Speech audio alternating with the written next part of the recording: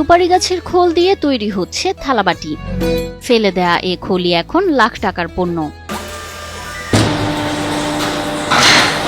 একসময় যা ছিল ফেলনা জিনিস, আজ তাই লাখ টাকার সম্পদ। চট্টগ্রামের 3 উদ্যোক্তা প্রমাণ করে দিলেন পরিবেশ বান্ধব ভাবনাই হতে পারে সবচেয়ে লাভজনক ব্যবসার মূল চাবিকাঠি। পাতাটা মেশিনে দিলে বের হওয়ার পরে অনেক ভালো লাগে, সুন্দর লাগে দেখতে। এটা নিজের থেকে বের হয়, এটা টাইম অনুযায়ী অনেক সুন্দর লাগে। গ্রাম বাংলার আনাচে কানাচে পড়ে থাকে সুপারি গাছের খোল।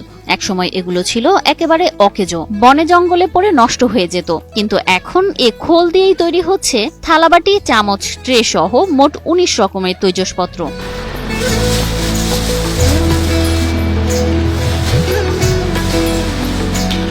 চট্টগ্রামের 3 জন তরুণ উদ্যোক্তা শুরু করেছেন এই ব্যতিক্রমী উদ্যোগ। তারা একটি ছোট্ট কারখানায় এ ফেলনা খোলকে রূপ দিচ্ছেন দৃষ্টিনন্দন ও টেকসই পণ্যে। প্লাস্টিকের পরিবর্তে যে প্লেটটা তৈরি করতি, তাহলে এটা প্লাস্টিকের রিপ্লেসমেন্ট আসবে। অন অ্যান অ্যাভারেজ একটা প্লাস্টিকের প্লেট 6 টাকা, তো আমাদের এই প্লেটটা 6 টাকা 7 টাকা ফুড গ্রেডেড, কিন্তু আমাদের প্লেটটা হচ্ছিল 10 টাকা। এই তৈজসপত্রগুলো শুধু দেখতে সুন্দরী নয়, বরং 100% পরিবেশ বান্ধব ও স্বাস্থ্যকর। শুধু তাই নয়, প্লাস্টিকের চেয়ে বহুগুণ নিরাপদ। প্লাস্টিক যে ক্ষতিটা করতেছে, সেই ক্ষতিটা এই প্লেটের মধ্যে নাই। এই প্লেটটা পরিবেশ বান্ধব, কেমিক্যাল ফ্রি। গ্রামে সুপারির খোল খুব সহজলভ্য।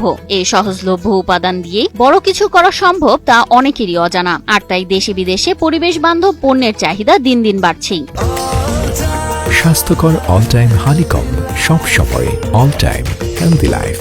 এই পর্যন্ত আমাদের দেশে, আমাদের কাছে বিশেষ করে প্রায় 8-10 থেকে চাহিদা আসছে।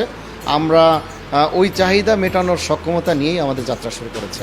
এই প্লেট ও বাটিগুলো বর্তমানে হোটেল, রেস্টুরেন্ট ও এক্সপোর্ট মার্কেটেও জনপ্রিয় হয়ে উঠেছে। তাই উদ্যোক্তারা বলছেন, এখনই সময় সুপারি গাছ বেশি করে লাগানোর। এই উদ্যোগের কারণে স্থানীয় পর্যায়ে তৈরি হয়েছে নতুন কর্মসংস্থান। যেখানে আগে মানুষ বেকার ছিল, এখন তারা দক্ষ শ্রমিক। একটু চিন্তা আর একটু উদ্যোগ, এ দুটোই বদলে দিতে পারে গ্রামের অর্থনীতি, দেশের ভবিষ্যৎ। সুপারির খোল এখন আর ফেলনা নয়, এটি হয়ে উঠেছে সম্ভাবনার এক নতুন দিগন্ত। ইউরোপিয়ান বেল্টেই বলতে পারেন, অলরেডি সিঙ্গেল ইউজ প্লাস্টিক নিষিদ্ধ হয়ে গেছে। সেই ক্ষেত্রে বলা যায় যে অপার সম্ভাবনা বাংলাদেশের এই রপ্তানি মুখোশ শিল্পে ঢোকার।